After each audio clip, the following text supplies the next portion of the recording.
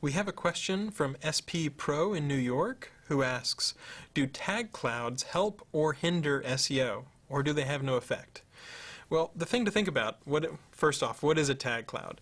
Typically you might have a blog or something like that, and then over here in the right-hand sidebar or over on the left sidebar, you'll see